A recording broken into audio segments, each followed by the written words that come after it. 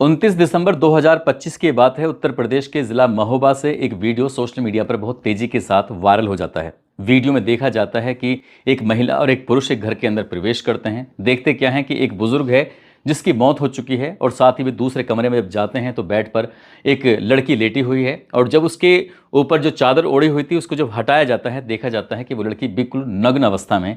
दिसंबर का वो महीना है, ठंड की बात है और लड़की की उम्र लगभग 27 साल है, लेकिन उसके शरीर को देखने के बाद, उसके शरीर के उस ढांचे को देखने के बाद ऐसा लग रहा है जैसे कि इस लड़की की उम्र लगभग 80 साल के आसपास रही होगी। जब इस कहानी के बाद सोशल मीडिया पर कुछ मैसेज चलने लगते हैं तो सीधे सीधे एक मैसेज चलने लगता है कि घर में एक नौकर भी रहता है, एक नौकरानी भी रहती है।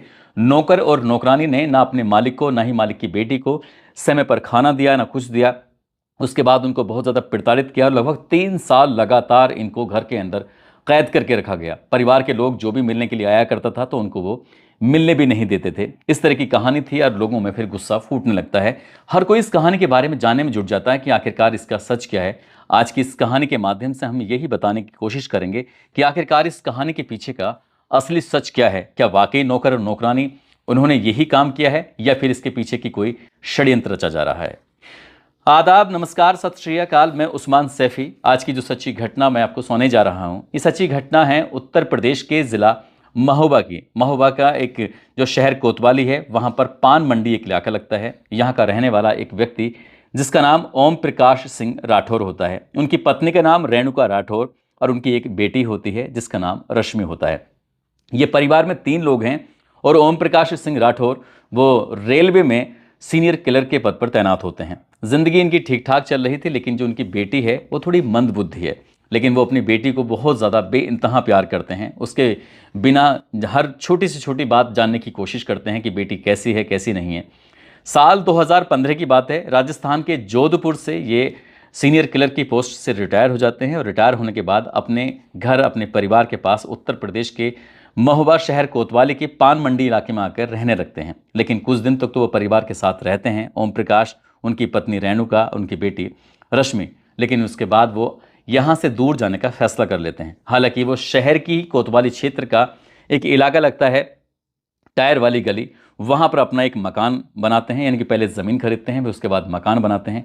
लेकिन मकान बनाने के लिए उन्हें जो अपने पैसे होते हैं, उनकी जो पेंशन होती है, वो पूरी तरह से गिरवी रखनी पड़ जाती है। और जब पेंशन गिरवी रखनी पड़ जाती है तो उस मकान को तैयार करना होता है। उसके बाद पैसे उतने नहीं मिलते थे जितना पहले रिटायरमेंट के बाद मिलते थे। वक्त आगे बढ़ रहा था और साल 2016 की बात है। एक दिन रेणुका बहुत ज़्यादा बीमार हो जाती है, इनकी पत्नी, उस रिटायर्ड कर्मचारी की।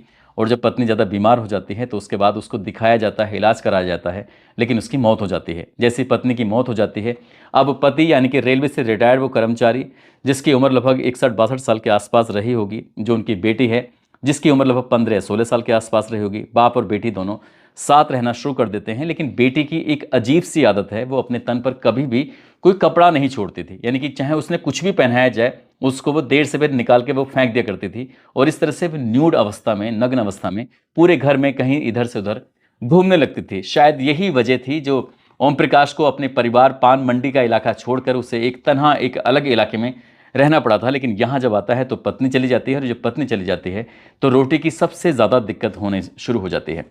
ऐसे ही वक्त आगे बढ़ रहा था और वक्त के साथ साथ एक दिन घर के सामने से एक महिला गुजर रही थी। इस महिला की उम्र लगभग 50 साल के आसपास रही होगी और उस महिला का नाम होता है राम देवी। राम देवी, जो कि पास का ही एक गांव होता है, चरखारी की रहने वाली होती है। उससे पूछा जाता है, ओम प्रकाश पूछता है कि मैं अक्सर तुम्हें इस कॉलोनी में देखता हूँ, मोहल्ले में देखता हूँ, तुम क्या काम करती हो, तुम्हारा घर कहाँ पर, तुम कहाँ रहती हो। जब इस तरह की बात पूछी जाती है तो राम देवी कहती है कि बाबूजी, मैं चरखारी की रहने वाली हूँ और यहाँ शहर में आती हूँ लोगों के घरों में काम करने के लिए। किसी के झाड़ू पहुँचा तो किसी का बर्तन साफ करे तो किसी के घर पर जाकर खाना बना देती हूँ। जैसे ही ये बात ओम प्रकाश सिंह राठौर ने सुनी, एक तरह से उनके चेहरे पर चमक आ जाती है, उन्हें एक उम्मीद की किरण नजर आती है। वो रामदेवी से पूछते हैं कि मैं अपने घर में अकेले रहता हूँ, मेरी एक बेटी है जो मंदबुद्धि है, क्या तुम मेरी मदद करोगी, क्या तुम मेरे घर पर खाना बना सकती हो। जब इस रिटायर्ड रेलवे कर्मचारी ने उस महिला उनसे बातचीत की तो उसने कहा कि मैं ये बात अपने पति से बातचीत करूंगी, क्योंकि मैं पहले से ही कई घरों में काम कर रही हूँ, अगर मेरे पति मुझे परमिशन दे देंगे तो मैं यहाँ आ जाऊंगी। इस तरह की बात थी। आखिरकार पति उसका एक स्कूल में चौकीदार होता है, नाम उसका राम प्रकाश कुशवाहा होता है। जब राम देवी ने अपने पति से बातचीत की तो उसका पति कहता है कि अगर तुम्हारे पास वक्त है और तुम उनके लिए खाना बना सकती हो, उनके घर में साफ सफाई कर सकती हो, उनके घर में बर्तन साफ कर सकती हो, तो मुझे कोई एतराज़ नहीं है, तुम वहाँ आराम से काम कर सकती हो।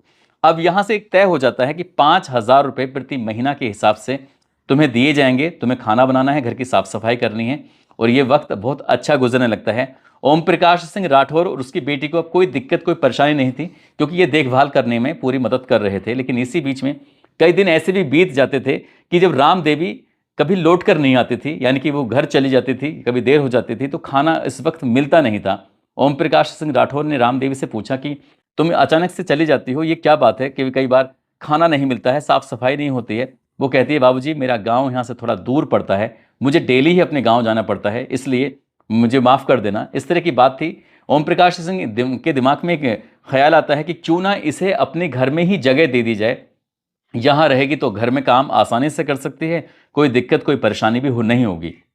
इस तरह का जब ऑफर दिया जाता है तो ये बात राम देवी को पसंद आती है, जो उसका पति होता है राम प्रकाश कुशवाहा, उसको भी पसंद आती है। अब घर के अंदर वो रहना शुरू कर देते हैं, घर की साफ सफाई से लेकर हर काम कर रहे थे, और धीरे धीरे करके ये वक्त और अच्छे से गुजरने लगता है। लेकिन जुलाई और अगस्त 2025 की ये बात है, जो ये ओम प्रकाश सिंह राठौर होता है, उसकी तबीयत थोड़ी ख़राब रहने लगती है। लेकिन तबीयत इसलिए भी ज़्यादा ख़राब रहने लगती है कि उसको एक बीमारी थी टीबी की, और टीबी की बीमारी लगातार अपना जो असर था वो लगातार बढ़ता चला जाता है, और ऐसे करते करते वो उसकी स्थिति बहुत ज़्यादा कमज़ोर हो जाती है।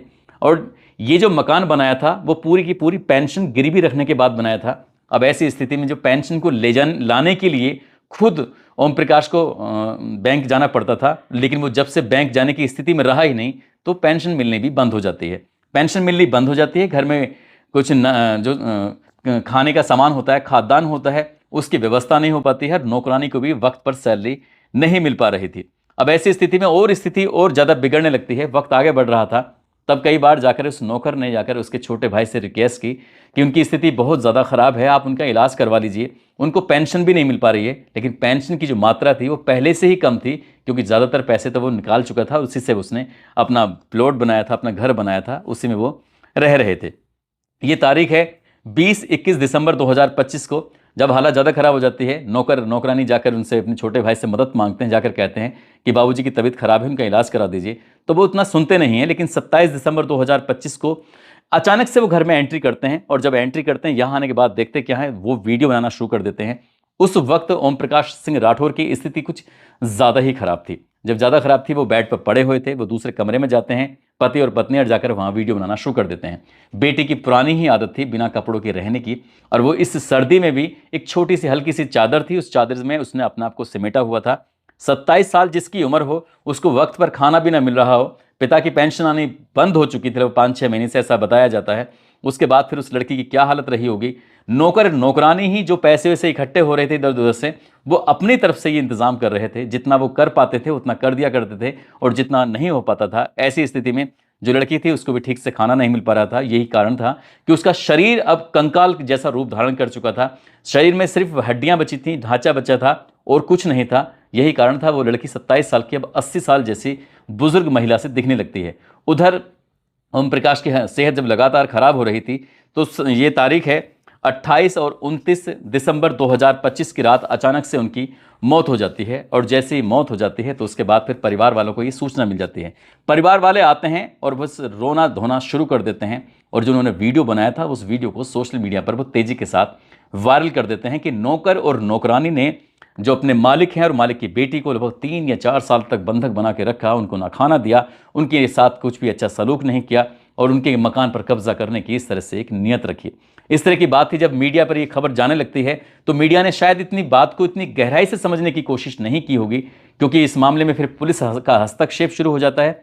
पुलिस जब इस मामले की जांच पड़ताल करती है तो नौकर और नौकरानी को भी अपनी हिरासत में लेती है, और साथ ही परिवार के लोगों से भी पूछताछ करती है।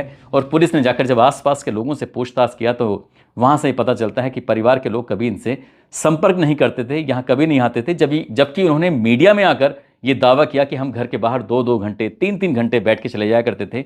नौकर और नौकरानी मुख्य द्वार पर ताला लगाते थे, और वो कहते थे कि हम बाजार हैं, लेकिन कभी मिलने नहीं दिया जाता था। लेकिन परिवार के लोगों से जब ये पूछा जाता है कि तुमने पुलिस का सहारा क्यों नहीं लिया, तुमने 112 नंबर पर कॉल करके ये बात क्यों नहीं बताई कि नौकर और नौकरानी तुम्हारे भैया और तुम्हारी भतीजी को इस तरह से टॉर्चर कर रहे हैं, तो शायद इस बात पर वो खामोशी साध जाते हैं। पुलिस ने इस मामले की और जांच पड़ताल की तो ये पता चलता है कि ये मरने से पहले ओम प्रकाश सिंह राठौर ने अपने घर की एक रजिस्टर्ड वसीयत कराई थी। रजिस्टर्ड वसीयत में बेटी जो मंदबुद्धि होती है, रश्मि जिसका नाम होता है, उसके नाम से आप 50% की आधी संपत्ति, आधा घर उसके नाम कर जाते हैं और आधा घर वो नौकरानी के नाम कर जाते हैं, क्योंकि नौकरानी लगभग 8 या 9 साल के आसपास से उनकी सेवा कर रही थी और उनकी खिदमत कर रही थी। और इसी बात को देखते हुए, शायद इसी बात से खुश होते हुए कि हाँ, ये लालच शायद उन्होंने दिया होगा कि ये मेरी पूरी खिदमत करेंगे, और यही बात है कि वो 7, 8, 9 साल लगातार इस तरह से साथ रहते हैं। और उस वसीयत में ऐसा भी लिखा गया है, ऐसा दावा किया गया है। मेरी पुलिस के एक बड़े अधिकारी से बातचीत हुई थी।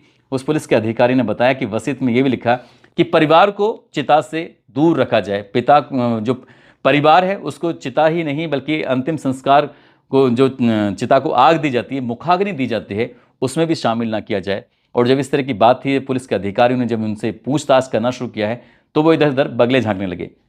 लेकिन शायद उनके पीछे की यही मंशा रही होगी कि इस ज़मीन पर पूरी तरह से कब्जा कर लिया जाए। और कब्जा करने के बाद यही कारण है कि जैसे उनकी मौत की खबर लगती है तो उनके घर में प्रवेश हो जाता है और नौकर और नौकरानी को उस घर से बाहर कर दिया जाता है। नौकर और नौकरानी वैसे भी अपने गाँव में रहते हैं और वो डरे हुए हैं, सहमे हुए हैं। पुलिस ने जब उनसे बातचीत की तो उन्होंने पूरी की पूरी कहानी बताना शुरू कर दिया।